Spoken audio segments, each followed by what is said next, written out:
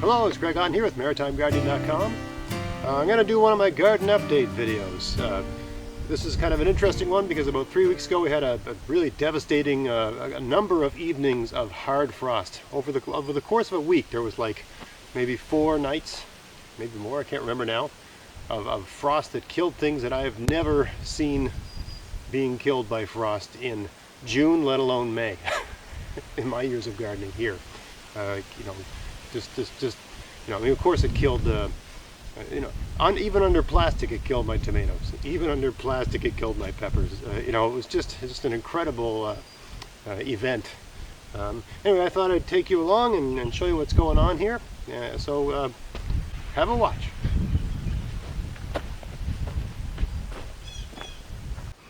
So if you're going to begin at the beginning.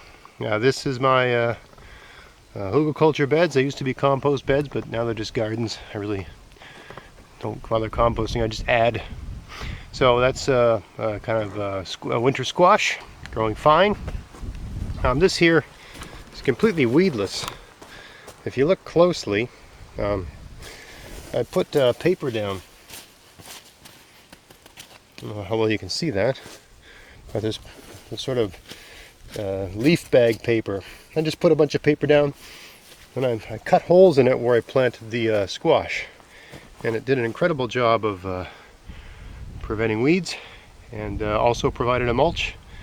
And I have really, I had to water these a little bit, but I haven't watered them for over a week now. Of course we had lots of rain, but anyway, the point is it's worked quite well. These are going to have to be divided up because I planted 2 to each hole and I had a pretty good germination rate, so we'll see how that goes. This bed has squash, but they really haven't come up yet. I planted them later.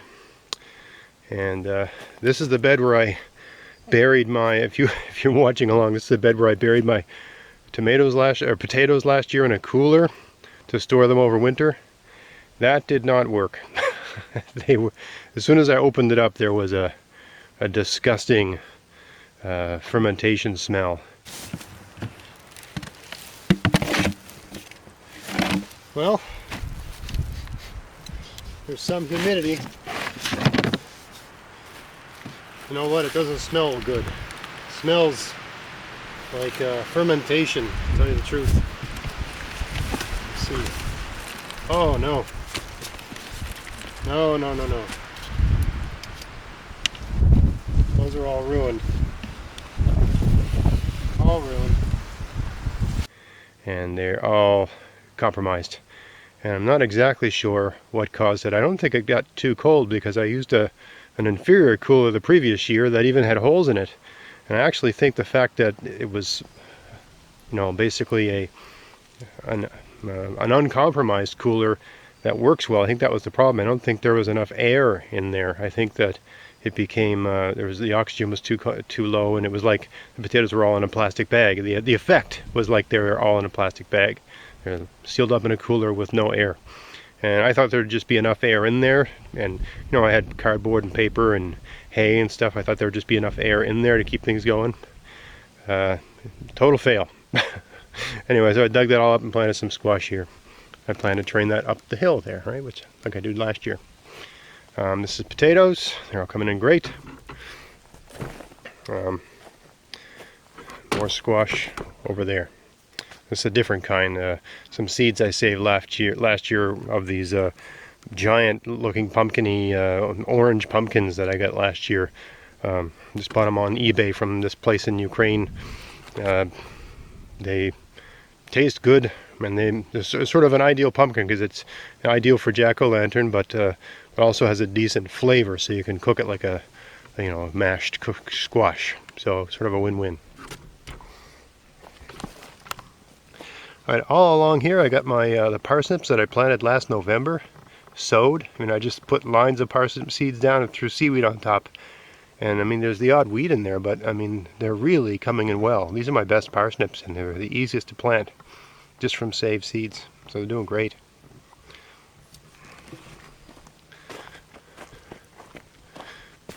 Now over here is where I planted parsnips, and I sort of did a competition. On the far end I planted my own saved seeds. This is in the spring, in April. And over here I planted ones from my sponsor, Vessi Seeds. And the Vessi seeds germination rate was a lot better. Now, I mean, the way I save mine is pretty lazy, man. I just hang them upside down in my shed. I didn't, bring them in or anything. I just left them out all winter, so I really treated them poorly. But isn't it strange that hanging in the shed all winter really compromised them from a germination rate point of view? But just throwing them on the ground in November and putting seaweed on top of them, totally enhanced the germination rate over here, right? So no, I don't quite have an explanation for that, other than that works really well, sowing them in November. Definitely going to do that on a greater scale this year, this fall. If you were following along during that hard frost, these beets were devastated. And I lost some of the really young ones, but the mature ones, which I pretty much lost almost all the leaves on them, they have come back. And I mean, in just a matter of a few weeks, they've really come back.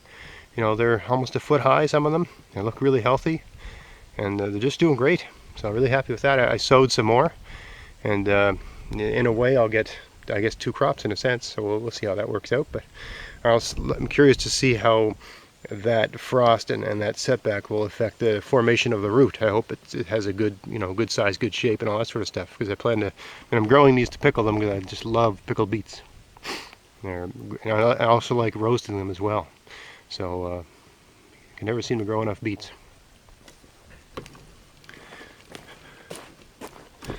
Here we've got a garden with lettuce and Swiss chard.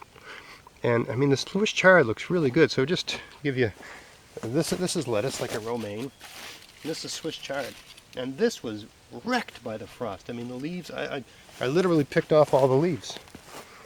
And it's come back so strong, so fast. And I mean, perhaps it's the variety. I think it's called something like Silverado or something like that. But I don't really know. I'd love to take credit and say it's my soil. Maybe it was, and maybe the roots are just so well developed and strong and well nourished that it could come back from that. All I know is that they came back. They came back good, right? And they were devastated. So I'm really happy with that. I got some, thought I'd just show this little patch here where I've got, this is a plant called borage. I've never really planted it before. It has pretty flower. I have planted it once before. That's not true. I didn't know what to do with it. Apparently you can eat the leaves. They're supposed to taste like celery or something.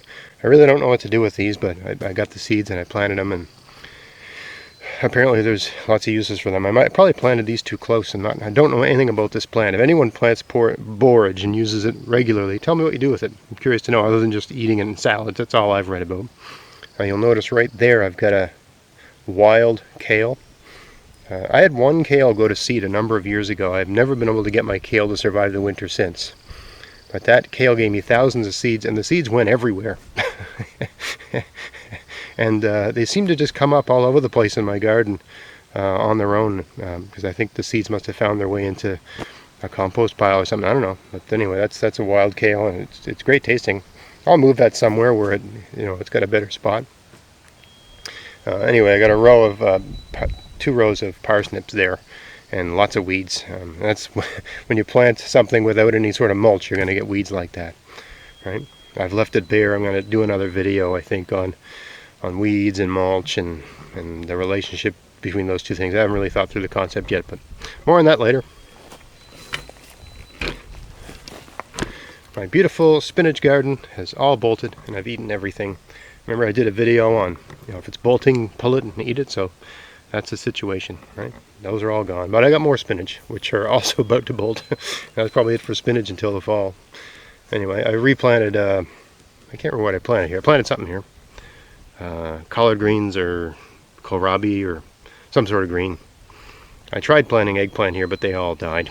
There's one left, and I don't know if I can move in on that. There's one left from the 6 I planted, and it looks sick.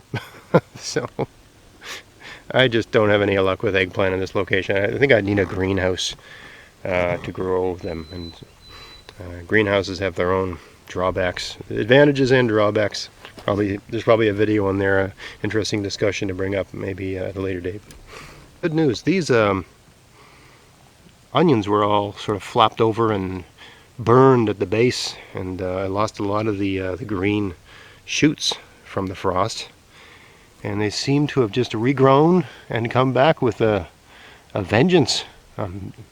Looks like nothing ever went wrong here, but if you watch that video, these were wrecked. So they can come back from that. I mean, this is a garden update video, but it's also like how bad how bad of damage certain plants can come back from. These ones really came back strong. They're looking good. I'm happy with that because there's like over 100 onions in there, or maybe close to 100, maybe 50. I can't remember. Before, in previous seasons, I've companion planted my onions, and I thought I'd just do a whole onion garden to see. When they're companion planted, they don't get the ideal light because the foliage from the plants you've planted them in with blocks them out a bit. So I thought if I put them all in here and planted them all like 6 inches apart or 7 inches apart sort of thing, they'd all get ridiculous light, right? Because onions don't really cast any shade, and maybe I'd get a better result, right? I mean, I'm not growing anything else, and there's a couple volunteer potatoes coming up. That's what that foliage is there.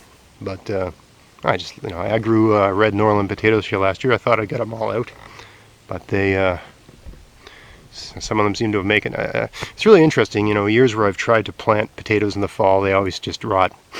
And it seems like I can only plant potatoes in the fall by accident. I cannot seem to do it by design. There's something that happens. Maybe it's only tiny ones can survive the winter. Maybe it's just locations where there's not too much moisture. I don't really know. I can't figure out the mystery. But most of them just freeze and turn to mush.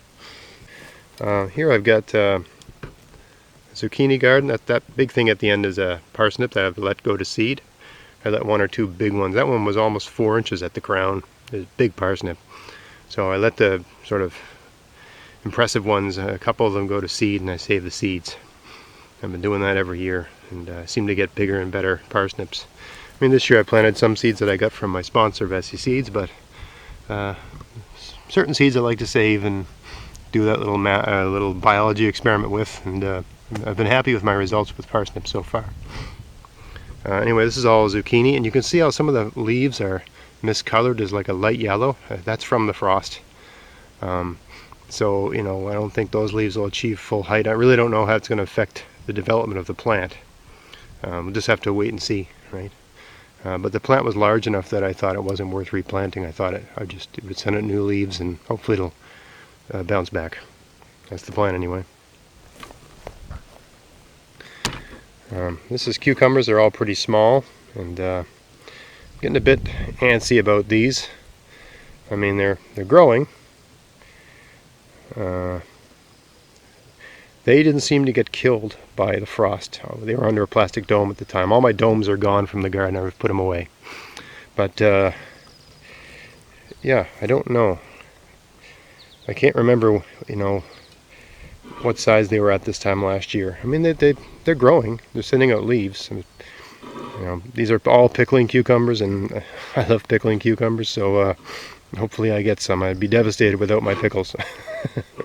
Here's a garden with potatoes and peas. Peas down the middle here, right? And potatoes on either side. And you notice how it's coming through the hay just fine. Right? You gotta resist the urge to figure around with them. Right? Like this is all mounded up because there's potatoes trying to push through. Right? So just leave it alone. Let it happen. It can push its way through straw. You'd be amazed at how well it can push its way through straw. So just don't bother. Don't frig with it. Just leave it. It's really hard to do. It's like, not picking a scab or whatever, when you're a kid. Just leave it alone, and it'll take care of itself. It'll happen just the way it should happen. Don't worry about it. Got some bush beans growing here. They're doing great. I've planted some bush beans in my tulip garden, so I'm hoping they'll come up in a week or so.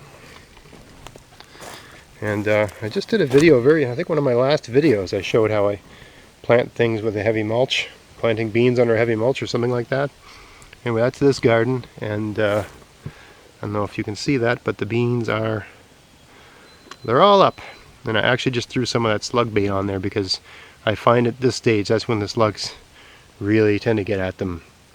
So I put a little bit of the Safer's iron sulfate down. It seems to do the job. And I know there's going to be people say, oh, use cardboard, pick them off, you need ducks and all that sort of stuff. I can't get ducks here. And you know what, every time I come, look, my garden is in a wild forest, and every time I come to my garden there's birds here. And 9 times out of 10 those birds are eating snails and slugs. I have a lot of snails and a lot of slugs. And one thing about using these mulches is that they tend to attract snails and slugs. It's a great environment for them. Over time, that means that you'll have a lot of things that eat snails and slugs in your garden. In the short term, if you're getting overwhelmed, you got to use some sort of solution, right? So I've opted for slug bait. When you're gardening on this scale and this size, there's really no way to deal with it, in my opinion, to stay up with it. I'm sure there's people that disagree, but I've tried everything else. It's the only way to stay on top of it. Maybe if you don't, I've got a full-time job, so I'm not here all day hunting snails and slugs. But you just can't see them. They're underneath the mulch, and they move around underneath the mulch, and all this stuff, eggshells and diatomaceous. So it rains a lot here. It's windy here. The diatomaceous earth just gets blown around and doesn't really stick around. Doesn't seem to just doesn't work as well as it might work in other locations. And also, I just think that the problem is on a scale that it really doesn't do the job. You got to just kill them on a grand scale. That seems to be my experience. Here is this is a kale garden, although it looks like a dill garden right now. I'm just gradually using this dill. All of this dill came up on its own. There was dill growing here last year, and the seeds just went everywhere. And when I noticed it coming up this year, I just let it happen because I love dill. And it doesn't seem to be affecting, taking much away from the kale. I mean, I go in there and pick away at the weeds, the few weeds that are there. There is I can see some grass going in there as well. But it's mostly just kale and dill. I also tried some corn mash. I wasn't actually too impressed with it. The flavor and all that sort of stuff, I don't think I'll bother. Maybe it's a good crop because it'll grow when it's really cold, but yeah, I'm not impressed with it personally from a flavor point of view. But yeah, some of this kale is just doing great, right? Look at that monster right there. It's beautiful for this time of year, for here, right? These were moved, so they're smaller, but they're coming in fine. These were all devastated by that frost, like these younger ones. All their leaves were wrecked, right? So they seem to be coming back great. And this variety of kale, this wild Russian kale or Siberian kale or whatever, red Russian kale, this seems to do really well here, better than other kinds. And I've got another kind of kale growing, this one here called Black Magic, and it's kind of like a lacinato kale, and it's growing, but it seems to be not as, it doesn't perform as well. It has a better flavor. It's delicious, but it definitely is a little higher maintenance than the Siberian kale. This, I guess it's like Siberia here. I don't know. This Siberian kale seems to just do better with less work, which is what I'm all about. And I like cooking. Not a huge fan of kale salad anyway. I like it cooked with garlic and stuff. So I don't care that it's not the sweetest kale in the world. It tastes great to me when you cook it.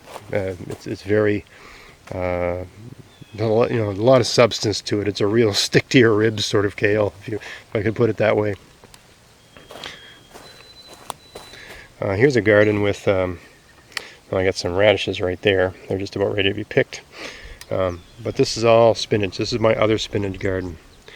And many of these are just starting to bolt. You know, and I did a video on bolting, and I think this is something that novice gardeners just don't have a feel for.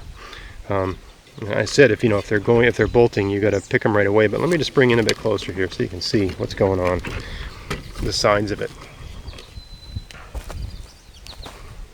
Yeah. So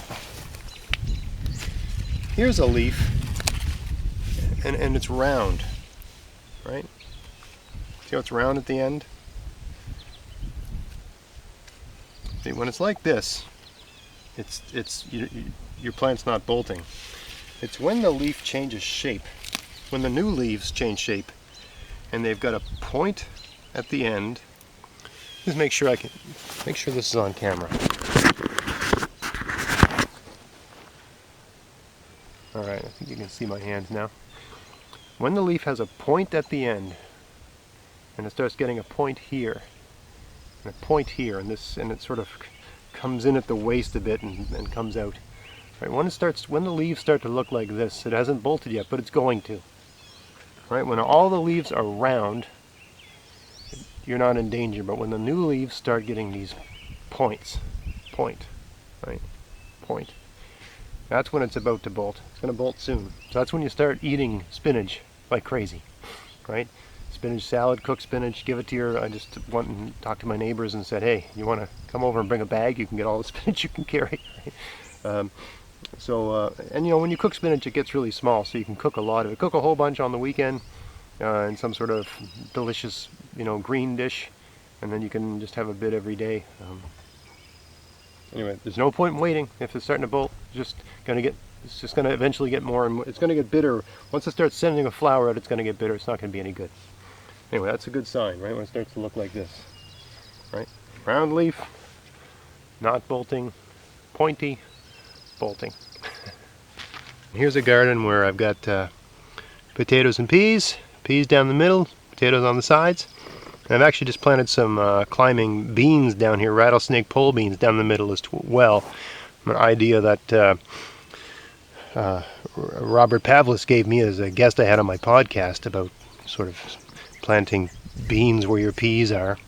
I'll give that a try. It makes sense. You get a trellis, so why not use it for two different things, right? The beans come along later. And I have to make a trellis really soon, so maybe I'll do a video on that today. Anyway, they're doing great. Just great. Massive garlic, doing awesome. What else do we have here?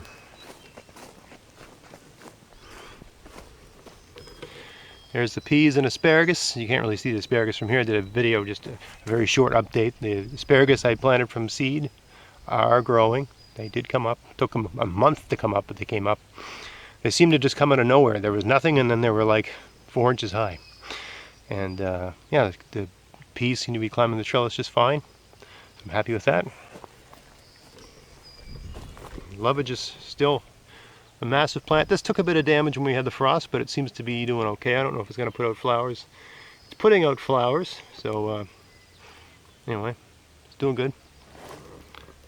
More garlic, doing good. A lot of people, the frost damaged their strawberries, or not strawberries, they're blueberries. My blueberry bushes seem to be forming blueberries. So all of them, in fact, they all seem to be forming blueberries. So that for whatever reason, this variety, despite having a really hard frost, a number of hard frosts, in successive hard frosts. This wasn't covered or anything; it was just completely exposed.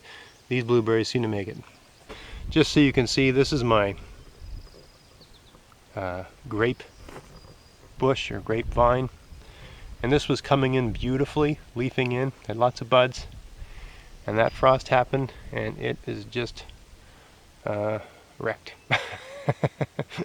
So I hope, there's a couple, you can see a couple leaves forming, right? So I don't know, but you can see all these dead leaves, right? And I'm going to need a lot more leaves, and even if I don't get grapes, I need the leaves for pickling. They make a huge difference. You put 3 or 4 grape leaves in every jar. It helps your pickles get crunchy. It's a chemical thing. There's other things you can use, but I like using these because they're right here. It's handy, right? So I don't know. We'll see how that goes along. This plant was utterly devastated by the frost. Here's a whole bunch of potatoes that just came up on their own through this hay. Doing great. Right? I did a video last fall, on something like how to fix a lousy garden. And this was the lousy garden.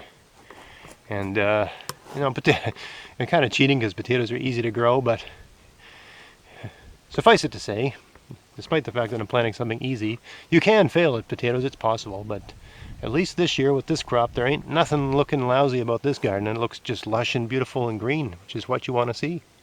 Happy with that. Everything I had that was frost sensitive that was growing in these was wiped out. These are pepper transplants that I bought. So it is too hot today to have the lid down. I'm actually going to take these lids off and remove them for the summer. Anyway, I had things growing from direct seeds and they were doing fine, and we had this freak frost and it killed everything.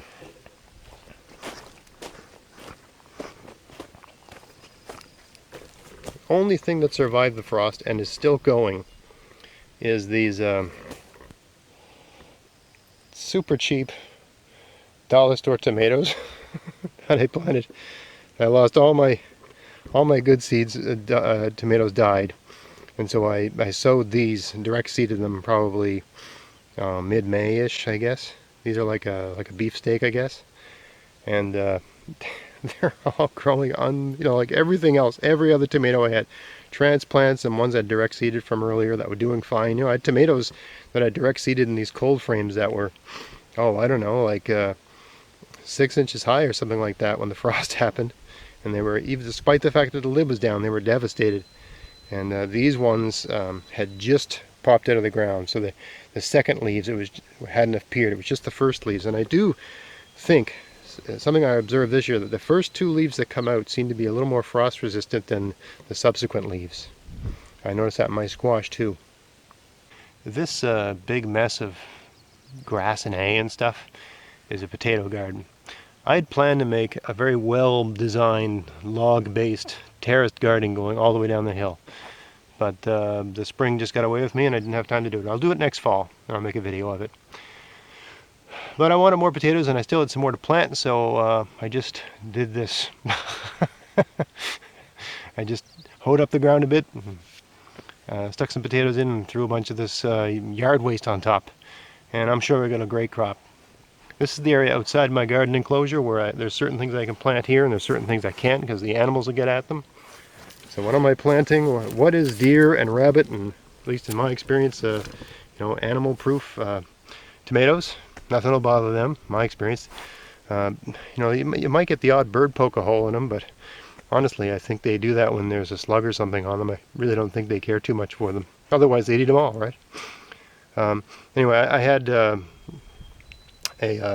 nice dome on here, and I had lots of tomatoes growing in May, and then we had that frost in the first week of June, and they were just vaporized into nothing in one night. They just disappeared, like they weren't even there. Or like someone had let all the air out of them. They just died. So I bought some transplants and stuck them in, right? These are, I don't know, I think Romas and some different, I think I got some Roma tomatoes. I love those. And some other kinds. I can't remember what kinds. Anyway, they're all the kind that need to be staked, I believe. I can't remember. I did it all in a rush. Here I got some garlic, and I got some potatoes. I should mention, I did a video last year where I planted a whole bunch of Chinese garlic, cheap stuff you get from the store for $1. And they all did not survive the winter well. They all looked sick when they were growing. And I got worried that they were going to put some disease in the ground, so I just stuck them all up. And it was just one of those days I couldn't film it. I would have made a video of it. I'm not embarrassed by it. It's great to try things, and I don't care if it's success or fail. It's still learning, right?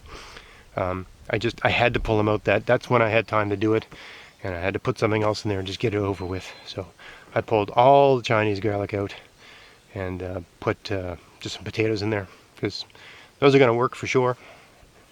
This is one of my hugelkultur beds. So these 2 beds are above grade, right? They're basically just built on the ground. I made this one. I made a video called "How to Build an Awesome Garden Really Fast for Nothing," or for $0 or something like that. And this one was made exactly the same as this.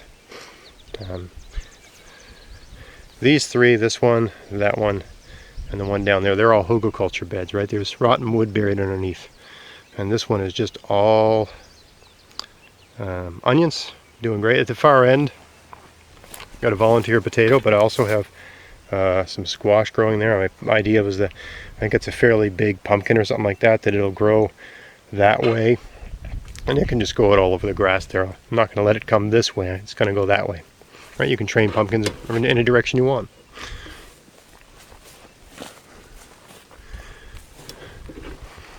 This one is more tomatoes. There's a row of tomatoes down the middle, and I've planted some squash on the sides. And the plan is to just let the squash sort of just train it off into the sides and let it go out over the grass. I think it'll be fine. We'll see. It's just an experiment. Squash and tomato, because the tomato goes high and the squash is going to just cover the ground, right? So the squash will sort of be like a weed suppressant, and it'll keep the sun off the soil. So it'll keep everything nice and moist. I think they'll work really well together, and they're also, at least in my experience, deer-proof. When you've got squash that's really young, like this one down there, right there's one just coming in. Animals will eat those. Slugs will eat those, and I think even certain kinds of herbivores will eat them. But once they get their second leaves, I've noticed everything just seems to leave them alone. And that's been my experience. And of course we got the beautiful garlic growing here under seaweed. It's doing great. Anyway, that's a quick walk around my garden. Thanks for coming with me. And you know, if you're still watching, you're probably one of my real die-hard viewers. And you know, I am so grateful for your viewership, for your subscription, for all that sort of stuff. You know, I started doing this in a serious sort of way last year. And around this time last year, I had 50 subscribers and maybe 200 views. And now it's middle of July. Sorry for this fly. It's the middle of July. I got a piece of them. Middle of July, I've got 500,000 views and over 5,000 subscribers. And I'm just so glad this is working out, and as long as people keep watching, I'll keep doing it. I'd like to offer something to my viewers, and I talked to one of my sponsors, Safer's Gardening Products, and they've offered to do a sort of prize giveaway type thing for 3 winners. So there's no first prize, second prize, third prize. Basically, the 3 winners all get the same thing.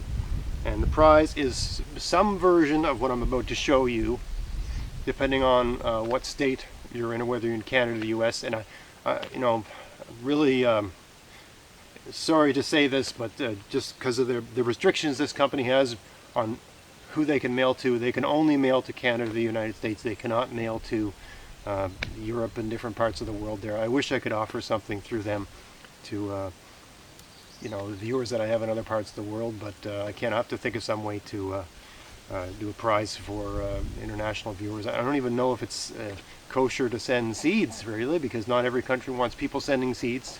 I'm not quite sure how to reward those viewers. I'll think of something. Anyway, so here's what they're offering. It's some version of these 3 products. You're going to get one of each, depending on where you are. There's, you know, I'll put links in the description box. You can see what's available for if you're in Canada, and what's available for the United States, because it depends on whether you're Canada or United States. And if you're in the United States, it depends on what state you're in, because different states have different laws. In Canada, we just have one big law. So these are the products that are available in Canada, and there's variants of these that are available in the States. Again, check the description box for those details. It's slug bait, the ferric sulfate slug bait. BTK, this is a bacteria that kills whitefly, cabbage moths, or cabbage maggots as they're called, and it's very pest specific. I've done videos on these. I'm cool with all of these products personally. I mean, it's all your you know, your comfort level. These are all things that break down and are, you know, in the broader scheme of things, relatively, you know, there's way worse things you can use. And there's, you know, of course, there's even more benign ways, like picking things off. But I'm cool with using this stuff. And the pyrethrin-based End All, which I find really good for flea beetles. So, check the description box for the description of the kinds of products. You know, they emailed me exactly what they would be happy to send. I haven't used this yet because this pest hasn't shown up yet. But I've been using this for slugs this year, and I've been using this. I haven't used it for a couple weeks now this year, but early in June and May, I had the flea beetles. I use this for flea beetles. I find it really controls the situation. You just give a couple shots to each plant every couple days for a couple weeks, and then the plant seems to be strong enough to be okay on its own. And I mean, I don't know if they're giving you the spray bottle or this concentrate, but my goodness, like one of these would last an incredibly long time. Right? You don't use it on everything, you use it on the plants that are being attacked. Anyway, it's a very generous prize, a pretty good value. So all you have to do to win is put a comment. Took me a while to figure out how to do this sort of thing, but put a comment in this video and just say, I want it. Okay? That's all you gotta do, just say, I want it. And then I'll randomly choose someone from that list. I've figured out a way to get that list into a spreadsheet and randomly choose. So just say, I want it, so I know you want it. I don't want to give this to anyone that doesn't want it. And we'll choose 3 winners. I'll do a video to announce the 3 winners, and then the Safers will mail it directly from them to you. All right, so thank you for watching. Thank you for joining me here. Thanks for coming through with me in my garden, and thanks for, being such a good viewer all this year. I've really appreciated sharing my gardening experience with you. It's been great. So if you enjoyed this, please like, share, subscribe. And until next time, get out there, get at it, have fun in your garden. Thanks for watching.